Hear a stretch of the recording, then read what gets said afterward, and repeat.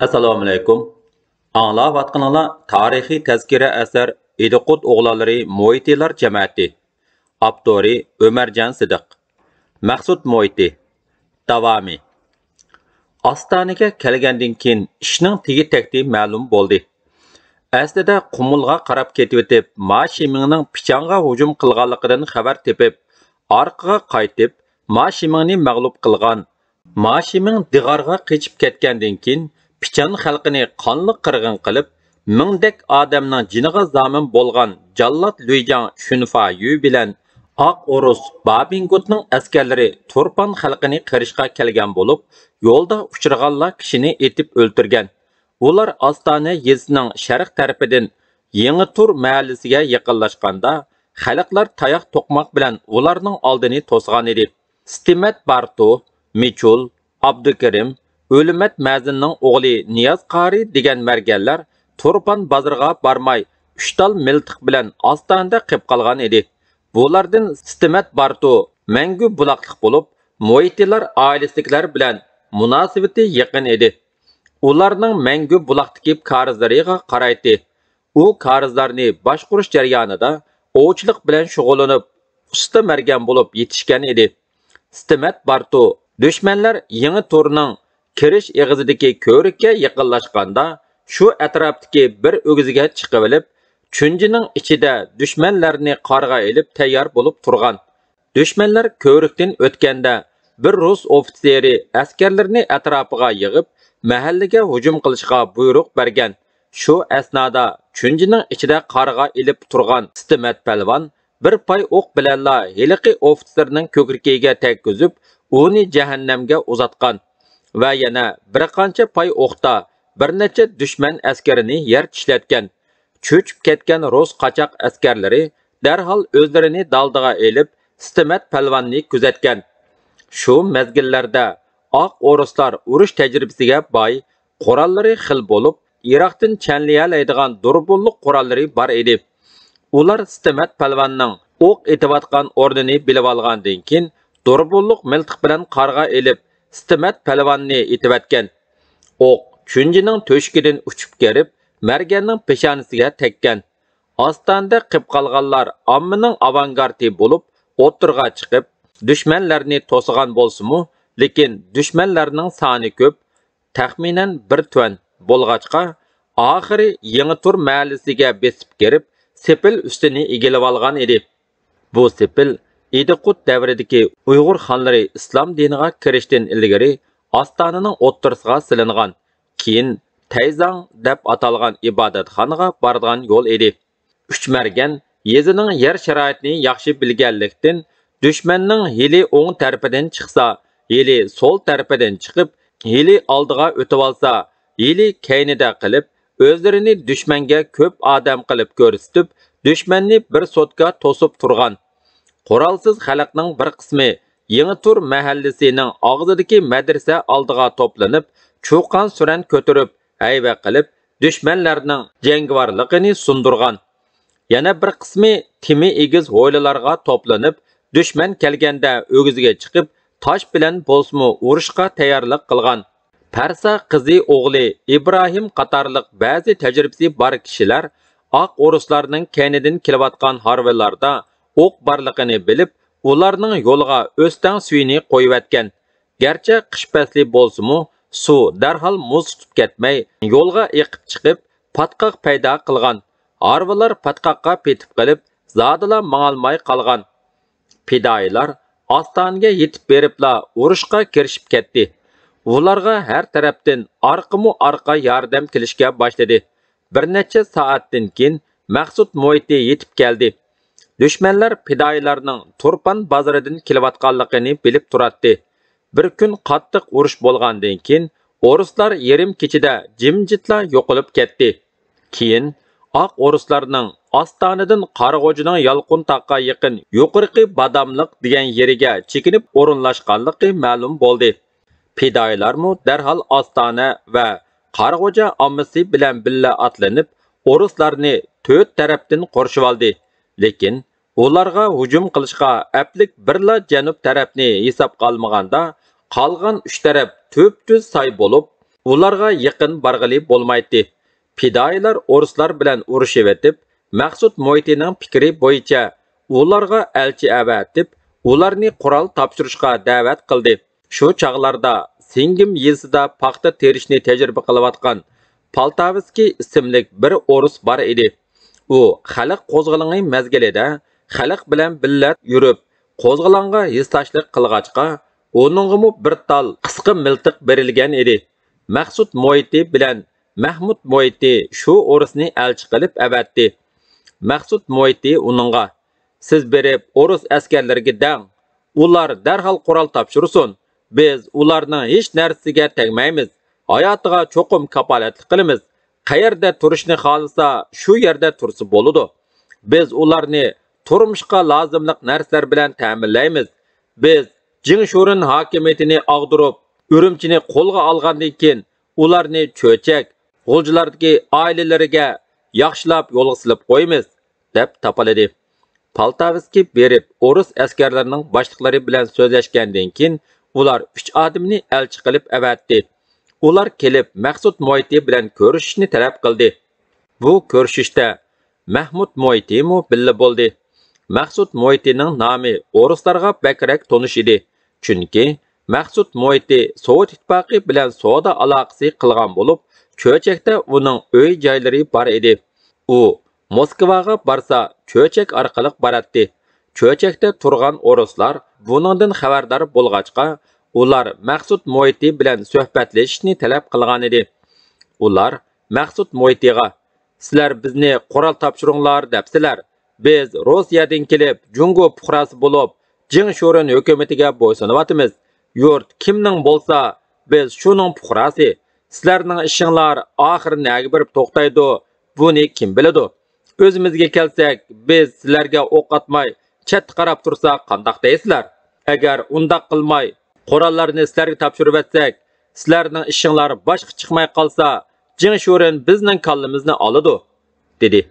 Ular shundaq desimu, lekin bir qism qurollarni topshirib, qolganini o'ylab ko'rdiganligini aytib qaytib ketdi.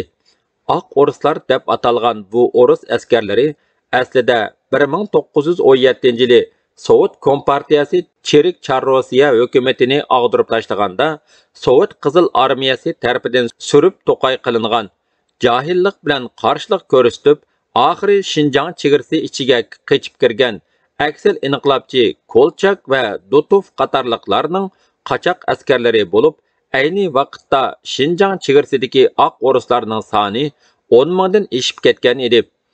Ular keyin Jingshurin, Shengisay hukumatlari uchun xizmat qilib, xalq qo'zg'olonlarini qonliq bostirgan, xalqni vahshiylik bilan qirgan. Maqsud Mo'yti, Abduxoliq Uyg'urga o'xshash talayligan o't yurak inqilobchilarning o'limiga sababchi bo'lgan edi. O'rislar bilan so'zlashish jarayonida 2 kun o'q etilmay, jimjitlik hukm surgan edi. Fidoyilar, o'rislar amdi biz bilan urush qilmay, qurolni topshirib berar deb xiyol qilib, beparvolik bilan xotirjam uxladi. Ammo 3-kuni ularning tamoman Pichanga chekinib ketganligi ma'lum bo'ldi. Pichandan qo'zg'olonchi xalqni bostirishga kelgan bu o'ris askarlari Ostonda bir necha kun to'silib yetibla, yana nimishqa to'satdan Pichanga chekinadi. Keyin ma'lum bo'lishicha, Jingshurin qo'zg'olon ko'targan Turpan xalqini bostirish uchun Urumchidan 800 askarni Turpanga yo'lga silish bilan tang Gochung va Pichandagi qo'shinlarga Turpan xalqini bostirish to'g'risida buyruq bergan. Bu qo'shinlar Turpanga aslida taraf-tarafdan birla vaqtda yetib berishni maqsad qilgan bo'lsa-mu, qo'zg'olonchilar Gochungdan askar kelayotganligidan oldin xabar tepib, ularning oldini to'saymiz deb to'sib bo'lolmay, Turpan Yingsharga qaytganda, ular Turpan qo'ldan ketibdi deb tushunib, Gochungga qaytib ketgan. Dal shu kuni Urumchidan kelgan askarlar Udul Turpan Yingsharga kirib hujumga o'tgan bo'lsa-mu, bir kun urushibla tarmar bo'lgacha oraliqda Turpan kon shahardagi Mafumin Luijang hech narsadan xabarsiz odamdek sepil ichiga solinib yotgan. Fidoyilar kon shaharga hujum qilgan 2 kun ichida, ya'ni Mafumin qurollarini topshirayotgan chog'da Shunfayu Luijang Pichandan askarlarini boshlab Turpanğa kelib etib, Turpan bazarga 30 kilometr keladigan Ostanaga kelganda, askarlarga "Sizlar yurt ichidagi harva yo'l bilan menginglar" deb buyruq berib, o'zi 5 askar boshlig'i bilan kichik avtomobilda soydagi tuzlang orqali Turpan bazarga mangan. Dal mushu chaqda Uyg'ur yigitlari o'zlarining baturligi, pam parasti bilan Jallod Shunfayuni qo'lga tushirib, bu qitimqi inqilobning tarixiga kishini suyundirgidek bir shonliq sayfini qistirgan edi. Aslida Ostona qo'zg'olonchilari Turpanға minish oldida maqsud muhiti bir qancha ovchi, margan yigitni Ostonani qo'g'dashga qoldirgan edi. Xuddi lavuldab turgan o'tqa o'xshaydigan, qini qizib turgan bu yigitlar o'zlarining oldingi saptiki urushqa qatnasholmaganligidan dushmanlarni yer tishlatib, erkakka xos baturligini namoyon qilish fursatidan mahrum qolganligidan tit bo'lib, qo'zg'olon rahbarlaridan og'rinib yurgan edi. Shu kunlarda ular ov qilish uchun mahallaning shimol tarafidagi yo'l bo'yiga chiqib, yiroqdan to'pa to'zitib kelayotgan konkini ko'rib qolgan va o'zlarini daldiga ilishgan. Konka ilg'a qilg'ili bo'lg'idek yerga kelganda, konkidagilarning Jingshurinning ofitserlari ekanligi ma'lum bo'lgan. Yigitlar buni yiroqdinla pamalagan bo'lib, shu davrlarda Jingshurinning ofitserlarining mushundaq konkalari bor edi. Mushu daqiqalarda ularni qiziqtirayotgani o'zlari tunji qitim ko'rayotgan ajoyibat konka bo'lmasdan, konkaning ustidagi o'lja edi. Tangri ularga o'z qahramonliklarini ko'rsatishga fursat yaratib bergan edi. 3 yigit birdek, hammaylan o'lib ketsakmi, ularni yo'qotmay qo'ymaymiz deb ahdi qilishgan. Mashina yaqinlab kelganda, do'nglikning kayniga mo'kib yotgan marganlarning biri bir pay o'q etibla mashinaning chaqini teshiyotgan. Mashina bir tarafga qaysiyib to'xtab qolgan. Bu odamzotsiz sayliqda yuz bergan tuyuqsiz zarbidan cho'chib ketgan dushmanlar darhol qurollarini chiqarib, qalaymaqan o'q etib, mashinaning kayniga yo'shirnishgan. Ya'ni bir marganning bir pay o'qi bilan bir ofitser yer tishlagan. Allaqachon ro'hi chiqib ketgan, o'zlariga kimning qancha odamning hujum qilayotganligini bilolmagan 6 ofitser marganlarning mashinaning kamerini chanliyaligidek ustaligidan o'lim vahimasiga tushib, qo'llarini ko'tarib taslim bo'lgan. Marganlar ularning qurollarini tortib olib, avtomobilga o't qo'yib etib, ularni Turpan bozoriga piyoda haydab borgan.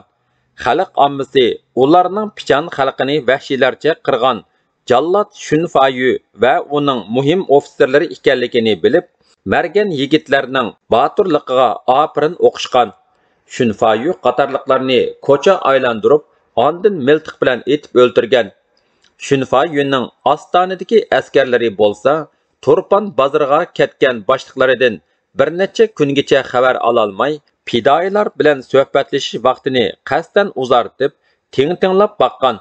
Shuningdimi, hech bir xabar ololmagandan keyin Turpan qo'ldan ketibdi degan faraz bilan orqasiga qaytib ketgan edi. Yig'ib aytganda, Jingshurinning Turpanga 3 tarafdan keladigan harbiy qo'shini birla vaqtda kelib birlasholmadi. Chunki u chaqlarda qatnash sharoiti nachar, xabarlashish saymonlari yo'q edi. Agar baxtga qarshi 4000 askar Turpanga birla vaqtda kelgan bo'lsa, Turpan o't dengizga aylangan bo'ladi. Xalq fidoyilari haqqoniyat tarafda turgan, o'limdan qo'rqmaganlikdan oxiri g'albiga erishdi. 1933-yili 1-oyning o'ttirlarida oq o'rislar Qarag'o'ja yezdidan Pichanға chekingandan keyin fidoyilarmi ularning izidan Pichanға qarab mangdi. Xalq ommasi maqsud muhitining piyoda kishilar qilib qolsin deganiga unamay, otliq va eshaklik kishilardan boshqa yurt-yurtdan kelgan piyoda kishilarmi maqsud muhitiga agishib mangdi. Fidoyilar avval Lukchinga bordi. Lukchin qadimki poytaxt bo'lg'achqa mustahkam sepili bor shahar bo'lib, shaharning o'ttirsiga Vang ordisi, ordining atrofiga Vang avlodlarining oilalari joylashgan edi. Bu chaqda oq o'rislar Lukchinda turishliq Xu Yingjanni askarlari bilan Pichanға ilib ketgan edi. Lukchin Pichan noyasiga qarashliq bir rayon bo'lsa-mu, u yerda bir ying askar turadi. Pichanning nahiya bozorida Shun Tuanjanning bir tuan askari turadi. Maqsud muhiti Lukchunga yetib berishi bilanla yurt mo'tavarlaridan Niyoz Parsa hoji, Sang'uching Niyoz debmu atiladi. Ahmad Niyoz hoji, Shirip bek, O'litib xon, Emin Axun, Batur aka, Qosim Dorg'a, Lamjinlik, Qosim hoji, Suvbeshiliq, Sulaymon Axun qatorliq kishilar fidoilarni qarshi elib, ularni qizg'in kutib oldi va ommani safarbar qilib, fidoilar bilan billa Pichanga qarab mandi.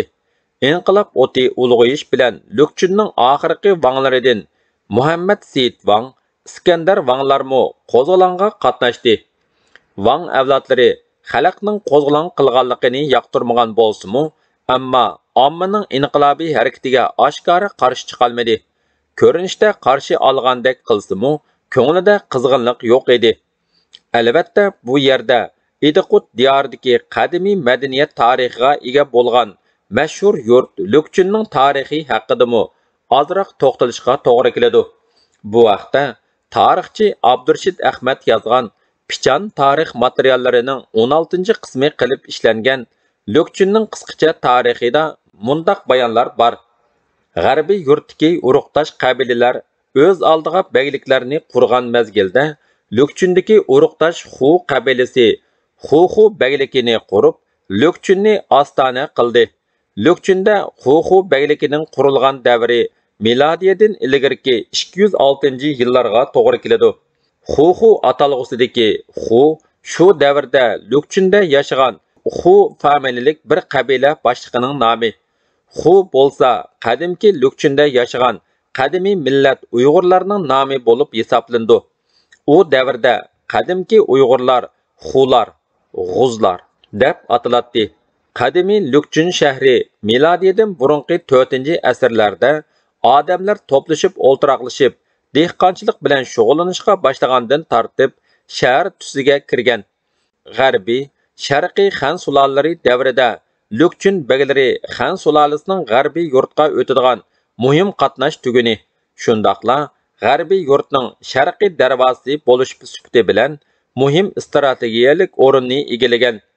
Bu mezgilda Lukchun mislsiz kuchayib ketgan Hunlar bilan Xan sulolasining talashish nuqtasiga aylanib, gohida Xan sulolasiga, gohida Hunlarga tava bo'lgan.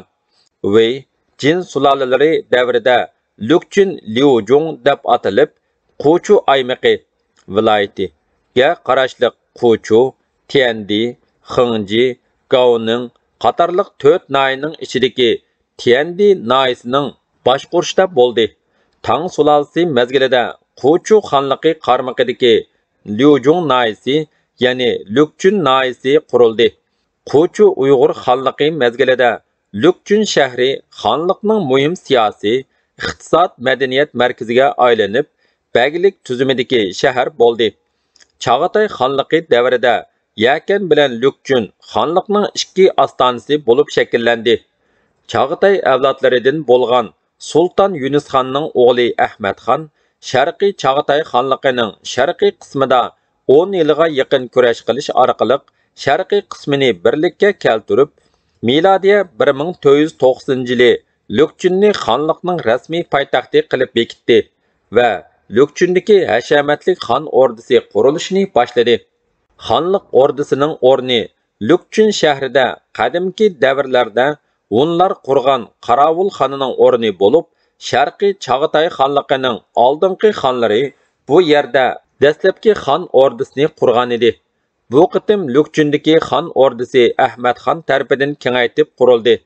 Ordining uzunligi 170 chi, kengligi 130 chi bo'lib, o'lini 45 chi egizlikda pishiq to'pi bilan so'qib, ustiga hashamatlik qilib, bir qavatdan 2 qavatgacha uy soldi. Kengligi 85 chi, uzunligi 165 chi doirasiga hashamatlik qilib lampa yasadi.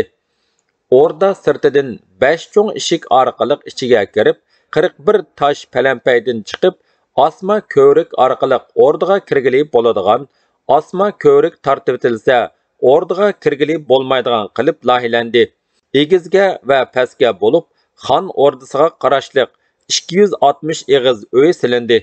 Pastdagi uylarga xon mulozimlari o'rinlashtirildi. Orda ichida bo'lsa, xonning haramxonasi, taxtxonasi, shohinshin, xonning maxsus masjidi va suv tortadigan quduq qatorliqlar o'rinlashtirildi. Xon ordisining tagida yana zindon, orda kaynidagi boqqa chiqadigan laxmlarmi bor edi. Xon ordisi milodiya 1494-1495 yillari rasmiy bitib, xon jamiyati ordiga ko'chib kirib saltanat surdi. Xon ordisi egiz bo'lib, shahar sirtidan qarasa xili yiroqlarga ko'rinadi.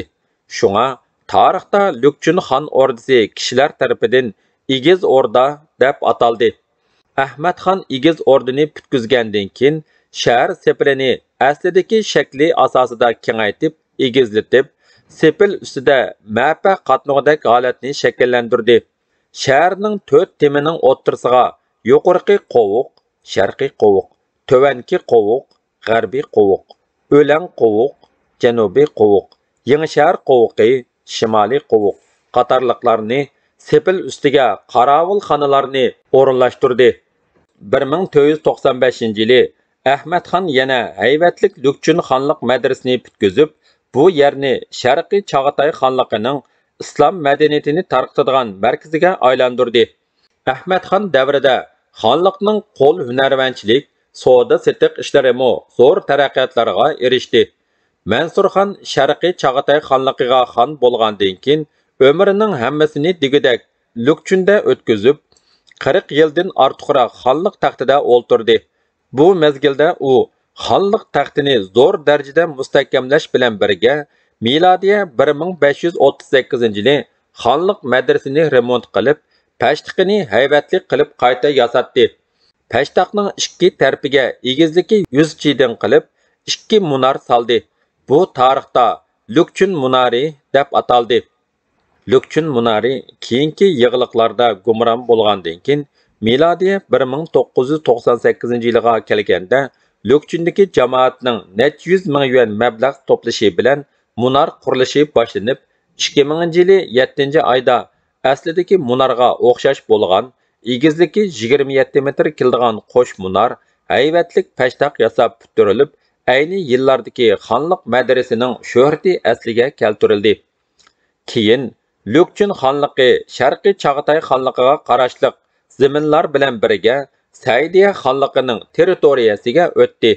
Saidiya xonligining qurg'uvchisi Saidixon Ahmad xonning 3-o'g'li bo'lib, milodiya 1487-yili Lükchünda tug'ilgan. Balalik chog'larini Lükchün xon ordisida bilim tahsil qilish bilan o'tkazgan edi.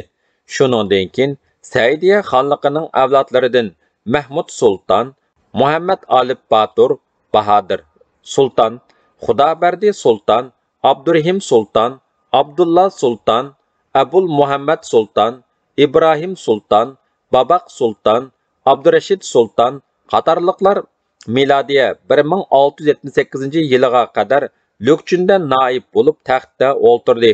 Keyin sopalar nasabidan bo'lgan Emin Xo'ja Lükchünning begi Abdul Ahmad Begdan huquqni tortib olib, Lükchün xon ordisiga ko'chib keldi.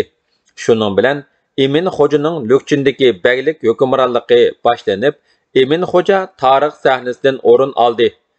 Davomi bor.